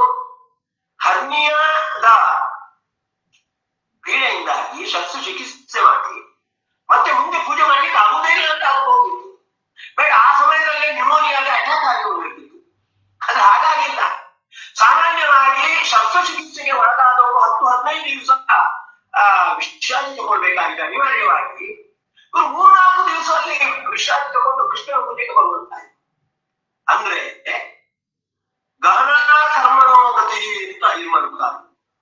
ಕರ್ಮದ ಪ್ರವೃತ್ತಿ ಹೇಗೆ ಅಂತ ಕರ್ಮಾಧ್ಯಕ್ಷನಿಗೆ ಗೊತ್ತು. ಪ್ರಾಯಶಃ ಹೀಗಿರ್ಬೋದು, ವಿಶ್ವ ಪ್ರಸನ್ನ ತೀರ್ಥರಿಗೂ ಕೂಡ ಕೃಷ್ಣನನ್ನು ಪೂಜೆ ಮಾಡುವ ಅದೃಷ್ಟ ಇದೆ. ಅದು 5 ದಿವಸದ ಪೂಜೆಯ ಅದೃಷ್ಟ ಇದೆ. ಅದನ್ನು ಕೂಡಿಸಿಕೊಳ್ಳುವುದಕ್ಕಾಗಿ ಭಗವಂತ ಹೀಗೆ ಮಾಡಿದ. ಹೊರತು ಇವರಿಗೆ ಯೋಗ್ಯತೆ ಇರಲಿಲ್ಲ, ಅದನ್ನು ತೋರಿಸಿಕೊಳ್ಳುವುದಕ್ಕಾಗಿ ಹೀಗೆ ಮಾಡಿದ ಅಂದ್ರೆ ಈ ಒಂದು ಪ್ರಶ್ನೆ ಬರುತ್ತೆ. ಹಾಗಾದ್ರೆ ಆ ಶಸ್ತ್ರಚಿಕಿತ್ಸೆ ಒಳಗಾದ ಮೇಲೆ ಅವರಿಗೆ ಏನು ಹಾಗೆ ಇಲ್ಲ ಅಂತ ಹೀಗೆ ಅವರು ಹೊರಗೆ ಹೋಗುವಂತೆ ಮಾಡಬಹುದು.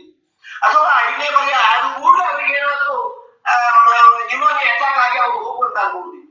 ಇಲ್ಲ, ಅವರು 5ನೇ ಪರ್ಯಾಯ ಆದ ಮೇಲೆ ನಮಗೆ ಅನುಗ್ರಹ ಮಾಡಿರ್ತಕ್ಕಂತಹ ಸೋದೆಯಲ್ಲಿ ಇರ್ತಕ್ಕಂತಹ ವಾಯುರಾಜರ ಹತ್ರ, ಹಾಗೆ ಮಂತ್ರಾಲಯದಲ್ಲಿ ಇರ್ತಕ್ಕಂತಹ ರಾಘವೇಂದ್ರ ಹತ್ರ ಹೋಗಿ ತಮ್ಮ ಸೇವೆಯನ್ನು ಅವರ ಒಳಗಿರ್ತಕ್ಕಂತಹ ರಾಮಚಂದ್ರನಿಗೆ ಹೈಗ್ರೀವನಿಗೆ ಅರ್ಪಣೆ ಮಾಡಿ ಮತ್ತೆ 2 ದಿವಸ ಇದ್ದು ಇಲ್ಲಿ ಸಾಧನೆ ಮಾಡಿ ಹೋಗಿ ಬಂತ.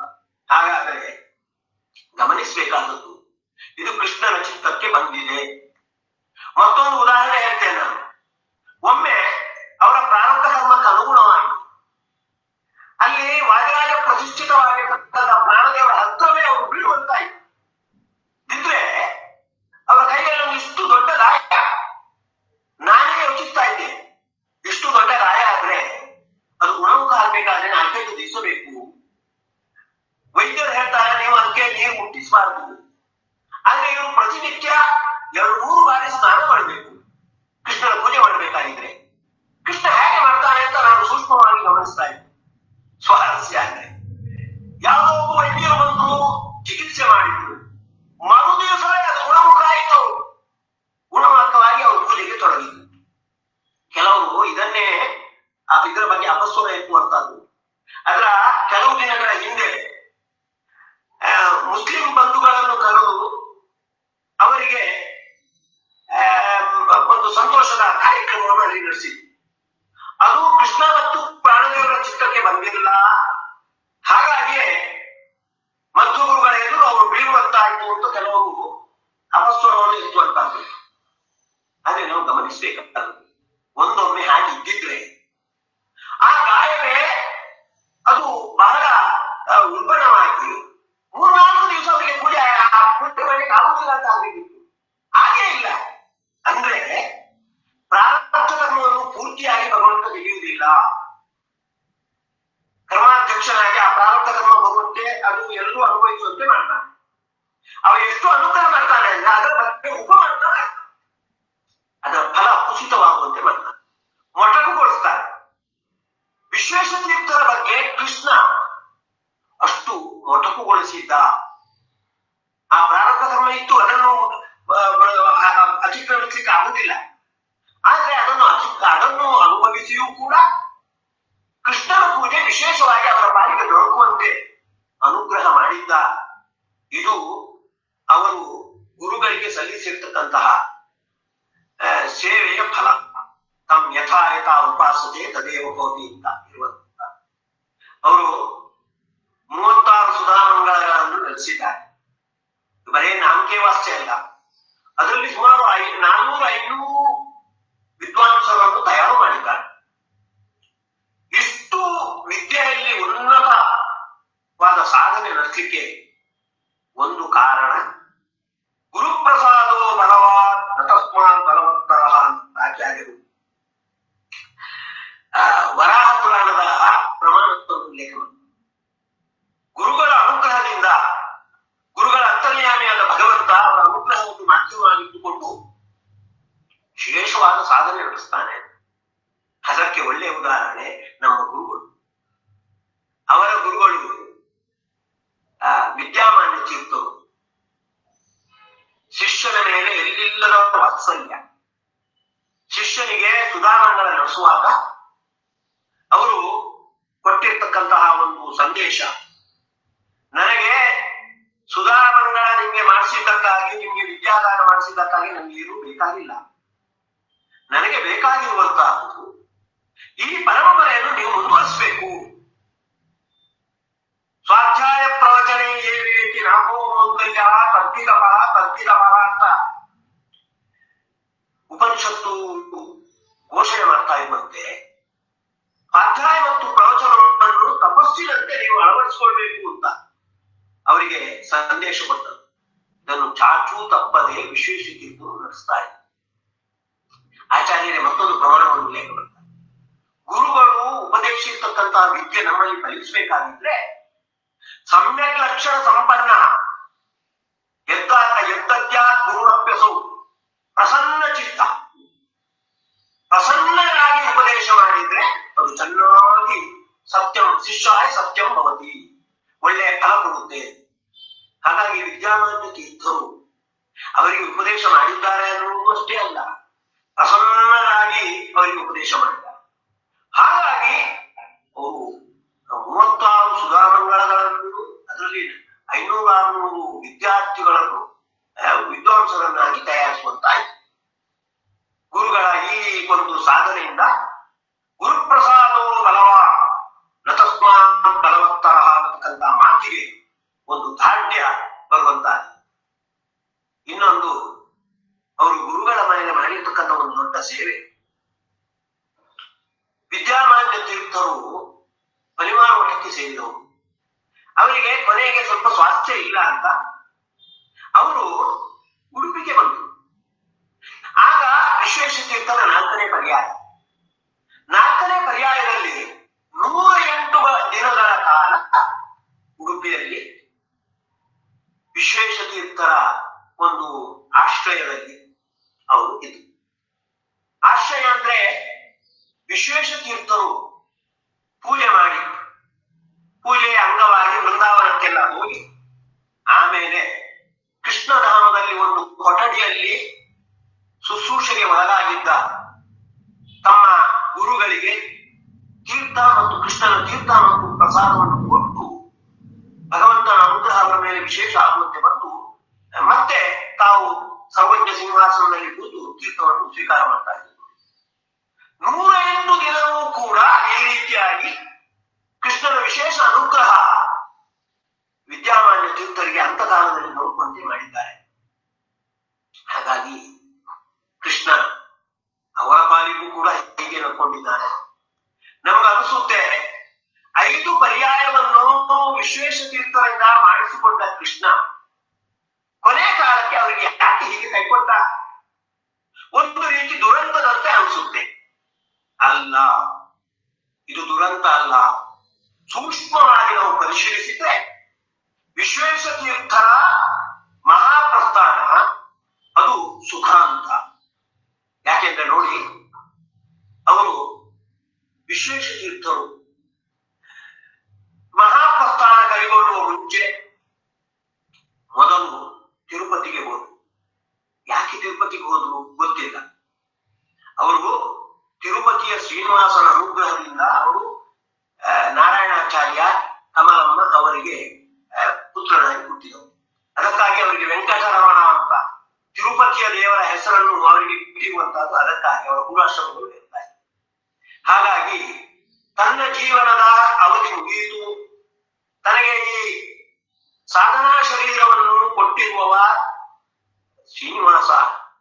ಅದಕ್ಕೆ ಅವನಿಗೆ ನನ್ನ ಈ ಸಾಧನಾ ಶರೀರದ ಸಾಧನೆಗಳನ್ನು ಅವನಿಗೆ ಅರ್ಪಿಸಿಕೊಳ್ಬೇಕು ಅಂತ ಅವರು ಹೋಗಿರುವಂತ ದೇವರ ಪ್ರೇರಣೆಗೆ ಅನುಗುಣವಾಗಿ ಅವರು ಅಲ್ಲಿ ಹೋಗಿ ಅಲ್ಲಿಗೆ ಹೋಗಿ ತಮ್ಮ ಕಾರ್ಯಕ್ಷೇತ್ರವಾಗಿರ್ತಕ್ಕಂಥ ವಿದ್ಯಾಪೀಠಕ್ಕೆ ಬಂದರು. ಅಲ್ಲಿಂದ ರಾಮಕುಂಜಕ್ಕೆ ಬಂದರು. ಅಲ್ಲಿಂದ ಪಾಜಕದ ಆನಂದ ತೀರ್ಥ ಮಹಾವಿದ್ಯಾಲಯ ಅದೊಂದು ದೊಡ್ಡ ಕನಸಿತ್ತು. ಆನಂದ ತೀರ್ಥರ ಹೆಸರಲ್ಲಿ ಒಂದು ದೊಡ್ಡ ವಿಶ್ವವಿದ್ಯಾಲಯವೇ ಪ್ರಾರಂಭವಾಗುವಂತೆ ಮಾಡಬೇಕು ಅಂತ. ಹಾಗಾಗಿ ಅಲ್ಲಿಗೂ ಹೋಗಿ ಅಲ್ಲಿ ಕೆಲವು ಮಕ್ಕಳ ಜೊತೆಗೆ ಸಂವಾದವನ್ನೆಲ್ಲ ನಡೆಸಿ ಮತ್ತೆ ಅವರು ಕೃಷ್ಣ ಮಠದ ರಾಜಾಂಗಣ ಸಭಾ ಭವನಕ್ಕೆ ಬಂದು ಅವತ್ತು ಪ್ರವಚನ ಮಾಡಿದ್ದಾರೆ. ಸ್ವಾರಸ್ಯ ಅಂದ್ರೆ ಪ್ರವಚನ ಮಾಡುವ ಸ್ಥಿತಿಯಲ್ಲಿ ಅವರು ಇರಲಿಲ್ಲ. ಒಂದೊಮ್ಮೆ ಅವರಿಗೆ ಅಸೌಖ್ಯ ಇತ್ತು, ಅಸ್ವಾಸ್ಥ್ಯ ಇತ್ತು. ಯಾರಾದ್ರೂ ವೈದ್ಯರ ಸಂದರ್ಶನ ಮಾಡಿದ್ರೆ ಅವ್ರು ಕೇಳ್ತಿದ್ರು, ನೀವು ವಿಶ್ರಾಂತಿ ತಗೊಳ್ಬೇಕು, ನೀವು ಪ್ರವಚನ ಮಾಡಬಾರದು. ಅವರ ಜೊತೆಗೆ ಇರ್ತಕ್ಕಂತಹ ವಿದ್ಯಾರ್ಥಿಗಳೆಲ್ಲ ಇಲ್ಲ, ಒಮ್ಮೆ ವೈದ್ಯರ ಜೊತೆಗೆ ಚೆಕಪ್ ಮಾಡಿಸೋಣ ಅಂದ್ರೆ ಇವತ್ತು ಬೇಡ, ನಾಳೆ ಮಾಡೋಣ ಅಂತ ನಿರಾಕರಣೆ ಮಾಡಿ ಹೋದ್ರು. ರಾಜಾಂಗಣ ಭವನದಲ್ಲಿ ಯಾವ ರಾಜಾಂಗಣವನ್ನು ತಮ್ಮ 3-4 ಪರ್ಯಾಯದಲ್ಲೂ ಕೂಡ ಬೇರೆ ಬೇರೆ ಹಂತದಲ್ಲಿ ಪರಿಷ್ಕಾರ ಮಾಡಿದ್ರು. ಕೊನೆಯ ಪರ್ಯಾಯದಲ್ಲಿ ಮಧ್ವಾಂಗಣ ಅಂತ ರಾಜಾಂಗಣಕ್ಕೆ ಒಂದು ಕಿರೀಟ ಇತ್ತಂತೆ. ಅದನ್ನು ಮಾಡುವ ಮೂಲಕ ಸೇವೆ ಮಾಡಿ ಕೃಷ್ಣನಿಗೆ ನಿರರ್ಗಳವಾಗಿ ವಾಂಗ್ಮಯ ಸೇವೆ ಅಲ್ಲಿ ನಡೆಯುವಂತೆ ನಡೆಯುವುದು. ಅಲ್ಲಿಗೆ ಕರೆಸಿಕೊಂಡ. ಯಾವುದೇ ವೈದ್ಯರ ಭೇಟಿ ಆಗದೆ, ವೈದ್ಯರ ಭೇಟಿ ಆಗಿದ್ರೆ ಅವರಿಗೆ ಗೊತ್ತಿರಲಿಲ್ಲ ಅವಕಾಶ. ವೈದ್ಯರ ಭೇಟಿ ಆಗದೆ ಅಲ್ಲಿಗೆ ಬಂದು ಈ 3 ಮಹಾಭಾರತ ಆಖ್ಯಾಯನಗಳನ್ನು ಹೇಳಿ, ಇಂದ್ರಜಿಮ್ನ ಆಖ್ಯಾಯನ ಮುಂತಾದ ಆಖ್ಯಾಯನಗಳನ್ನು ಹೇಳಿ ಆ ಮೂಲಕ ಕೃಷ್ಣನಿಗೆ, ಜ್ಞಾನಪ್ರಿಯನಾಗಿರ್ತಕ್ಕಂಥ ಕೃಷ್ಣನಿಗೆ ಜ್ಞಾನ ಪುಷ್ಪವನ್ನು ಅರ್ಪಣೆ ಮಾಡುತ್ತಾರೆ. 5 ಪರ್ಯಾಯದಲ್ಲಿ ಎಷ್ಟು ವಿದ್ವಾಂಸರನ್ನು, ಎಷ್ಟು ಪೀಠಾಧಿಪತಿಗಳನ್ನು ಕರೆಸಿ ಅಲ್ಲಿ ಪ್ರವಚನ ಮಾಡಿಸಿ, ತಾವೇ ಪ್ರವಚನಗಳನ್ನು ಮಾಡಿಸಿ ಎಲ್ಲ ಜ್ಞಾನ ಪುಷ್ಪಗಳನ್ನು ಕೃಷ್ಣನಿಗೆ ಅರ್ಪಣೆ ಮಾಡಲಿಕ್ಕೆ ಕೃಷ್ಣ ಒಂದು ಅವಕಾಶ ಮಾಡಿಕೊಟ್ಟ ಅವರಿಗೆ. ಆಯ್ತು. ಅದಾದ ಮೇಲೆ ಮರು ದಿವಸ ಅವರಿಗೆ ಅಸ್ವಾಸ್ಥ್ಯ ಬಂತು. ಅಸ್ವಾಸ್ಥ್ಯ ಬಂದು 9 ದಿವಸ ಅಸಂಪ್ರಜ್ಞಾತ ಸಮಾಧಾನದಲ್ಲಿ ಇರುವಂತಾಯ್ತು. ಇದು ಯಾಕೆ ಹೀಗೆ ಮಾಡಿದ ಭಗವಂತ? ಆ ಕಾಲದಲ್ಲಿ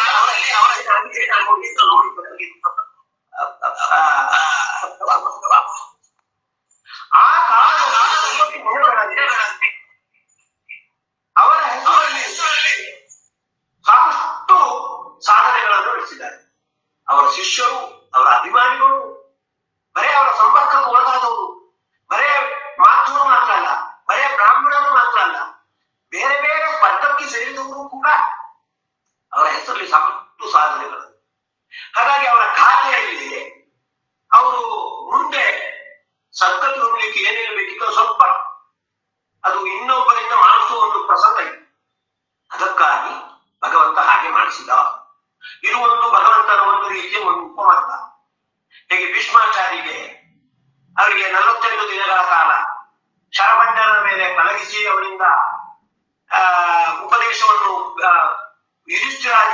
ಸಂದೇಶವನ್ನು ಕೊಡಿಸಿ ಅವರಿಂದ ಏನು ಒಂದು ರೀತಿಯ ಅವರ ಇದಕ್ಕೆ ಪ್ರಾರಂಭ ಕರ್ಮಕ್ಕೆ ಏನು ಉಪಮರ್ದ ಮಾಡಿಸಿದ ಅದೇ ಕೃಷ್ಣ. ವಿಶ್ವೇಶ ತೀರ್ಥರಿಗೆ ಈ ರೀತಿಯ ಒಂದು ಉಪಮರ್ದ ಇದು.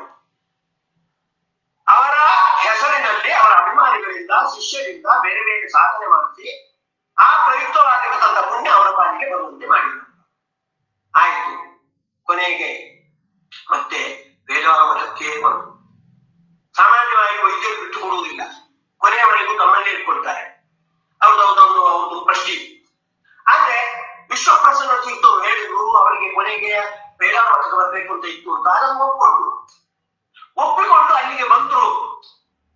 ಅಲ್ಲಿ ಬಂದು ಕೂಡಲೇ ಆ ಕೃತಕವಾಗಿರ್ತಕ್ಕಂತಹ ಶ್ವಾಸೋಚ್ಛ್ವಾಸದ ಯಂತ್ರ ತೆಗೆದು ಕೂಡಲೇ ಅವರ ಪ್ರಾಣ ಹೋಗಿಲ್ಲ. ಗಮನಿಸಬೇಕಾದ 7 ಬೇದಾವರ ಮಠಕ್ಕೆ ಬಂದ್ರೆ 9:30ವರೆಗೂ ಕೂಡ ಅವರು ಉಸಿರಾಟವನ್ನು ನಡೆಸ್ತಾ ಇದ್ರು. ಅವರ ದೇಹದಲ್ಲಿ ಪ್ರಾಣಗಳು ಹಂಸಸ್ಸು ಅಂತ ಇದನ್ನು ಮಾಡ್ತಾ ಇದ್ರು. ಯಾಕೆಂದ್ರೆ ಅವರಿಗೆ ಸಂತತಂ ಚಿಂತೆಯೇನಂತಂ ಅಂತಕಾಲೇ ವಿಶೇಷತ ಅಂತ ಆಚಾರ್ಯ ಸಂದೇಶ ಕೊಟ್ಟಂತೆ ಯಾವತ್ತೂ ಅವರು ದೇವರ ಸ್ಮರಣೆ ಮಾಡ್ತಾ ಇರುವಂತ ಅವರ ನೀವು ಸಭೆಯಲ್ಲಿ ಸಮಾರಂಭದಲ್ಲಿ ಕೂತ್ಕೊಳ್ಳುವಾಗ ಅವರನ್ನು ಕಂಡಿರ್ಬೋದು. ಏನಾದ್ರೂ ಬಾಯಲ್ಲಿ ಅವರು ಹೇಳ್ಕೋ ಹೋಯ್ತು ಜಪ ಮಾಡ್ತಾ ಇದ್ರು ಅಂತದ್ದು ಅವರ ಸ್ವಭಾವ. ಹಾಗಾಗಿ ಯಾವತ್ತೂ ಅವರು ಭಗವಂತನ ಚಿಂತನೆಯನ್ನು ಮಾಡ್ತಾ ಇದ್ದದ್ರಿಂದ ಅಂತಕಾಲೇ ವಿಶೇಷತಃ ಕೊನೆಗೆ ಅವರಿಗೆ ವಿಶೇಷ ಸ್ಮರಣೆ ಬರಬೇಕು. ಅದಕ್ಕಾಗಿ ಭಗವಂತ ಅವರ ಪಾಲಿಗೆ 2 ಗಂಟೆಗಳನ್ನು ಕೊಟ್ಟ. ಪ್ರಾಣದೇವರನ್ನು ಪ್ರೇರಣೆ ಮಾಡಿದ. ನೀವು 2 ಗಂಟೆ ಕಾಲ ಅಲ್ಲಿ ಶ್ವಾಸವನ್ನು ಜಪಿಸ್ತಾ ಇರಬೇಕು. ನಮ್ಮ ಭಕ್ತರಾಗಿರ್ತಕ್ಕಂಥ ವಿಶೇಷ ತೀರ್ಥರಿಗೆ ಅಂತಕಾಲದಲ್ಲಿ ವಿಶೇಷ ಸ್ಮರಣೆ ಬರುವಂತಾಗಬೇಕು. ಅದಕ್ಕಾಗಿ ಅವರು ಸುಮ್ಮನೆ ಇದ್ದು ಅವರ ಹೆಸರಲ್ಲಿ ಆ ಕೋಣೆಯ ಹೊರಗೆ ಅನೇಕ ಎತ್ತಿಗಳಿದ್ದು, ಅವರ ಶಿಷ್ಯರಿದ್ದು, ಅಭಿಮಾನಿಗಳಿದ್ದು, ಒಕ್ಕೊರಲಿನಿಂದ ಸಾಮಾನ್ಯವಾಗಿ ಶ್ರೀಪಾದಂಗಳವರು ಪ್ರತಿನಿತ್ಯ ಯಾವುದನ್ನು ಪಾರಾಯಣಕ್ಕೆ ಬಳಸಿಕೊಳ್ತಾರೆ. ಅದು ಸುಂದರಕಾಂಡ ರಾಮಾಯಣ ಇರ್ಬೋದು, ವಿಷ್ಣು ಸಹಸ್ರನಾಮ ಇರ್ಬೋದು, ಇವನ್ನೆಲ್ಲ ಒಕ್ಕೊರಲಿನಿಂದ ಅಲ್ಲಿ ಹೇಳಿ. ಸಾಮಾನ್ಯವಾಗಿ ಗುರುಗಳು ಆಗ ಶ್ವಾಸೋಚ್ಛ್ವಾಸ ಮಾಡ್ತಾರೆ. ಅವರಿಗೆ ಅದು ಕೇಳಿಸಿರಬಹುದು, ಕೇಳಿಸದೇ ಇರ್ಲಿಕ್ಕೆ ಸಾಧ್ಯ ಇಲ್ಲ. ಯಾಕೆ ನಾವು ಗಟ್ಟಿಯಾಗಿ ಅವರಿಗೆ ಕೇಳಿಸಬೇಕು ಅನ್ನೋ ದೃಷ್ಟಿಯಿಂದಲೇ ಗಟ್ಟಿಯಾಗಿ ಅವರು ಹೇಳ್ತಾ ಇದ್ದಾರೆ. ಆದುದರಿಂದ ಸಂತತಂ ಚಿಂತೆಯೇನಂತಂ ಅಂತಕಾಲೇ ವಿಶೇಷತ ಅಂತ ಆಚಾರ್ಯ ಹೇಳಿದಂತೆ ಯಾವತ್ತೂ ಸ್ಮರಣೆ ಮಾಡ್ತಾ ಇದ್ದಿರ್ತಕ್ಕಂತಹ ಗುರುಗಳು ಅಂತಕಾಲದಲ್ಲಿ ವಿಶೇಷ ಸ್ಮರಣೆ ಮಾಡುವುದಕ್ಕೆ ಭಗವಂತ ಅವಕಾಶ ಮಾಡಿಕೊಡ್ತಾರೆ. ಆಯಿತು, ದೇಹೋತ್ಕ್ರಮಣ ಆಯಿತು. ಆಮೇಲೆ ನೋಡಿ ಅಷ್ಟಮಠದ ಹೆಚ್ಚಿನ ಪೀಠಾಧಿಪತಿಗಳೆಲ್ಲ ಸೇರಿ ಅವರ ಆ ಭೌತಿಕ ಶರೀರದ ಮೆರವಣಿಗೆ ನಡೆಯಿತು. ಶೋಭಾಯಾತ್ರೆ ಅದು ನಡೆದು ಸರೋವರದಲ್ಲಿ ಸ್ನಾನ ಆಯ್ತು. ಎಲ್ಲ ಅತಿಥಿಗಳು ಅವರ ಜೊತೆಗೆ, ಎಲ್ಲ ಶಿಷ್ಯರು ಅವರ ಜೊತೆಗೆ ನಡೆದು ಆಮೇಲೆ ಕೃಷ್ಣ ಮಠಕ್ಕೆ ಕರ್ಕೊಂಡು ಬಂದು ಕೃಷ್ಣನ ಎದುರು ಅವರಿನ ಕೈಯಿಂದ ಮಂಗಳಾರತಿ ಮಾಡಿಸಿ. ಇದು ಸಾಮಾನ್ಯವಾಗಿ ಎಲ್ಲಾ ಸನ್ಯಾಸಿಗಳಿಗೂ ಮಾಡಿಸುವಂತಾಗಿದೆ ಅಷ್ಟಮಠದ ಯತಿಗಳಿಗೆ. ವಿಶೇಷ ತೀರ್ಥರಿಗೆ ವಿಶೇಷ ಅಂದ್ರೆ ಅವರನ್ನು ಆ ಶಿಷ್ಯದಲ್ಲಿ ಇಟ್ಟು ಪ್ರಾಣದೇವರ ಮತ್ತು ಕೃಷ್ಣದೇವರ ಎದುರಲ್ಲಿ ಆ ಶಿಷ್ಯದಲ್ಲಿ ಹಿಡ್ಕೊಂಡು ಕೊಲ್ಲಹಳ್ಳಿ ವೆಂಕಟೇಶಾಚಾರ್ಯ ಒಳ್ಳೆಯ ಭಕ್ತಿಯಿಂದ ನಾರಾಯಣ ನಾರಾಯಣ ಅನ್ನತಕ್ಕಂಥ ಪದ್ಯ ವಾದಿರಾಜರು ಮಾಡಿರ್ತಕ್ಕ ನಾರಾಯಣನ ನೆನೆಯಿಂದ ವಾದಿರಾಜರು ಮಾಡಿರ್ತಕ್ಕಂಥ ಪದ್ಯ. ಆ ಪದ್ಯವನ್ನು ಭಕ್ತಿಪೂರ್ವಕವಾಗಿ ಹಾಡ್ತಾರೆ. ಪಕ್ಕದಲ್ಲೇ ವಿದ್ಯಾಧೀಶ ತೀರ್ಥರಿದ್ದು, ವಿಶ್ವಪ್ರಸನ್ನ ತೀರ್ಥರಿದ್ದು.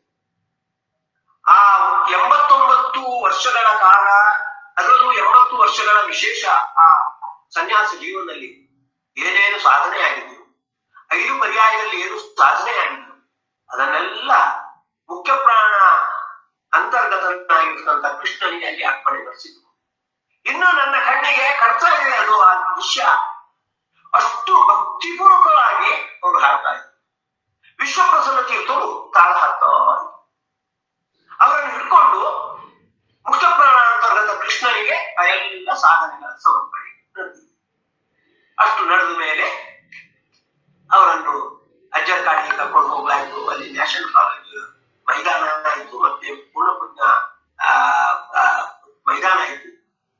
ಆಮೇಲೆ ಕೃಷ್ಣ ಹಾಗೆ ಮಧ್ವಾಚಾರ್ಯರು, ವಾದಿರಾಜರು ಮತ್ತೆ ರಾಘವೇಂದ್ರ ಸ್ವಾಮಿ ಅವರ ಸನ್ನಿಧಾನದಲ್ಲೇ ಅವರನ್ನು ಭೂಕಂಪರನ್ನಾಗಿ ಮಾಡಿಸಲಾಯಿತು. ಯಾವ ಕೃಷ್ಣನನ್ನು ಅವರ ನೇತೃತ್ವದಲ್ಲಿ ಅವರ ಗುರುಗಳು ಪ್ರತಿಷ್ಠೆ ಮಾಡಿದ್ದಾರೆ, ಯಾವ ಮಧ್ವಾಚಾರ್ಯರ ಪ್ರತಿಷ್ಠೆ ಅವರ ಕೈಯಿಂದೇ ನಡೆದಿದೆಯೋ, ವಾದಿರಾಜ ಪ್ರತಿಷ್ಠೆ ಅವರ ಕೈಯಿಂದೇ ನಡೆದಿದೆಯೋ, ಅಂತಹ ಪ್ರತೀಕಗಳ ಸನ್ನಿಧಾನದಲ್ಲೇ ಅವರ ಆ ಭೂಗತ ಮಾಡುವ ಪ್ರಕ್ರಿಯೆ ನಡೆದಿತ್ತು. ಗಮನಿಸಬೇಕಾದ ಅಂಶ, ಸಾಮಾನ್ಯವಾಗಿ ರಾಘವೇಂದ್ರ ಸ್ವಾಮಿಗಳು ಹಾಗೇನೆ ವಾದಿರಾಜ ಸ್ವಾಮಿಗಳು ವೃಂದಾವನಸ್ಥರಾದ ಮೇಲೂ ಕೂಡ ಅನುಗ್ರಹ ಮಾಡ್ತಾರೆ ಅಂತ ಪ್ರತೀತಿ ಇದೆ. ಅನುಗ್ರಹವನ್ನು ಎಲ್ಲರೂ ಅನುಭವಿಸ್ತಾ ಇದ್ದಾರೆ. ಅದರಂತೆ ನಮ್ಮ ಗುರುಗಳು ಕೂಡ ಎಷ್ಟೋ ಜನರು ಅವರ ಅನುಗ್ರಹ, ಅವರ ವೃಂದಾವನಸ್ಥರಾದ ಮೇಲೆ ಅವರ ಅನುಗ್ರಹವನ್ನು ಅನುಭವಿಸ್ತಾ ಇದ್ದಾರೆ. ಅದರಲ್ಲಿ ನಾನು ಒಬ್ಬ.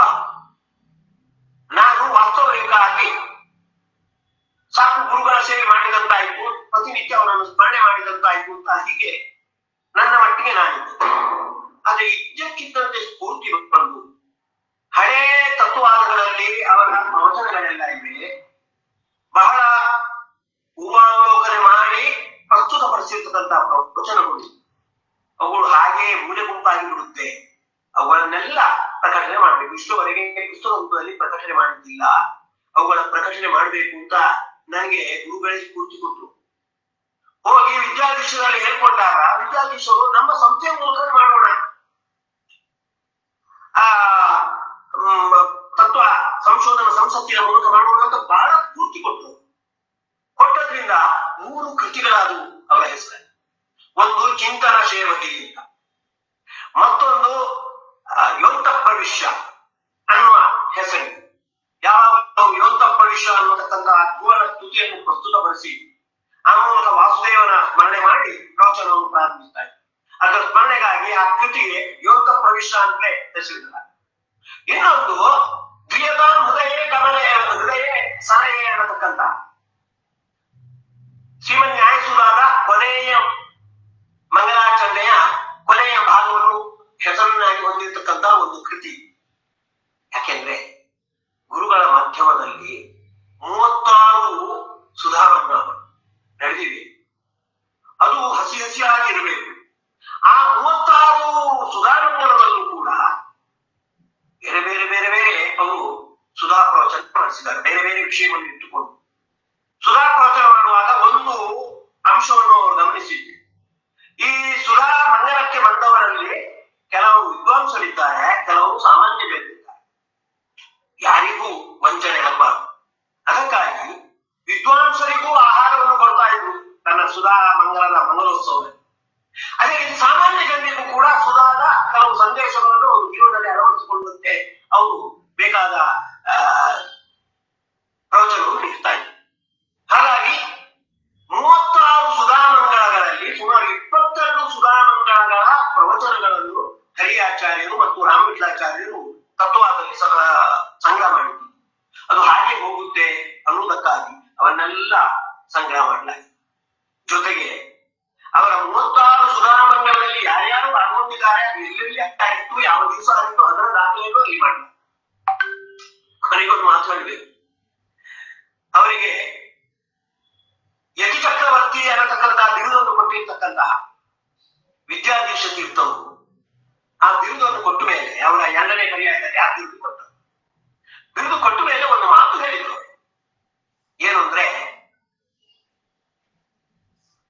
ವಿಶ್ವೇಶ ತೀರ್ಥರು ನನ್ನ ಪೂರ್ವಾಶ್ರಮದ ತಂದೆಯಾಗಿರ್ತಕ್ಕಂತಹ ಹೈಗ್ರೀವ ತಂತ್ರಿಗಳಿಗೆ ಸುಧಾಮಂಗಲವನ್ನು ಮಾಡಿದ್ದೇನೆ, ನನಗೆ ಈ ಪೀಠವನ್ನು ಏರತಕ್ಕಂತಹ ಸೌಭಾಗ್ಯ ಬಂದಿದೆ. ಅದರ ಸ್ಪಷ್ಟತೆ ಏನು ಅಂದ್ರೆ, ಹೈಗ್ರೀವ ತಂತ್ರಿಗಳು ಪುರೋಹಿತರು, ತಂತ್ರಿಗಳು, ಅವರಿಗೆ ಅಧ್ಯಾತ್ಮ ವಿದ್ಯೆಯ ಉಪದೇಶ ಮಾಡಿದ್ರೆ ಅವರು ಬರೇ ತಂತ್ರದಲ್ಲಿ ಪೌರೋಹಿತ್ಯದಲ್ಲೇ ತೊಡಗಿದ್ರು. ಹಾಗಾಗಿ ಅಂತಂದ್ರೆ ಇವುಗಳನ್ನು ಕೂಡ ಆ ನಿಟ್ಟಿನಲ್ಲೇ ತೊಡಗಿಸ್ತಾರೆ. ಆದ್ರೆ ಅಧ್ಯಾತ್ಮ ವಿದ್ಯೆಯೂ ಬೇಕು ಅನ್ನೋ ದೃಷ್ಟಿಯಿಂದ ಅವರನ್ನು ಉಡುಪಿ ಸಂಸ್ಕೃತ ಕಾಲೇಜಿಗೆ ಸೇರಿಸಿ ವಿದ್ಯಾಮಾನ್ಯ ತೀರ್ಥರ ಸಂಪರ್ಕ ಆಗುವಂತೆ ಮಾಡಿ, ವಿದ್ಯಾಮಾನ್ಯ ತೀರ್ಥರ ಅನುಗ್ರಹ ಅವರ ಮೇಲೆ ಆಗುವಂತೆ ಮಾಡಿ ಗೊತ್ತಾ ಹೈಗ್ರೀವ ತಂತ್ರಿಗಳು ಅವರು ವಿಶ್ವೇಶ ತೀರ್ಥದಿಂದ ಸುಧಾಮಂಗಳವನ್ನು ಕೇಳಿದ್ರಿಂದಾಗಿ, ಸುಧಾ ಪಾಠವನ್ನು ಕೇಳಿದ್ರಿಂದಾಗಿ ಅವರಿಗೆ ಅಧ್ಯಾತ್ಮದ ಪ್ರಭಾವ ಹೈಗ್ರೀವ ತಂತ್ರಿಗೆ ಬೀರಿತು. ಹಾಗಾಗಿ ಅವರು ತಮ್ಮ ಮಕ್ಕಳನ್ನು ಆ ನಿಟ್ಟಿನಲ್ಲಿ ತೊಡಗಿಸಿದರು. ಹಾಗಾಗಿ ಅದನ್ನು ಇಟ್ಟುಕೊಂಡು ವಿದ್ಯಾಧೀಶ ತೀರ್ಥರು ಹೇಳಿದರು, ನಮ್ಮ ಪೂರ್ವಾಶ್ರಮದ ತಂದೆಯರಿಗೆ ಸುಧಾಮಂಗಳ ಮಾಡಿದ್ರಿಂದಾಗಿ ನಾನು ಈ ಪೀಠವನ್ನು ಏರುವಂತಾಯಿತು.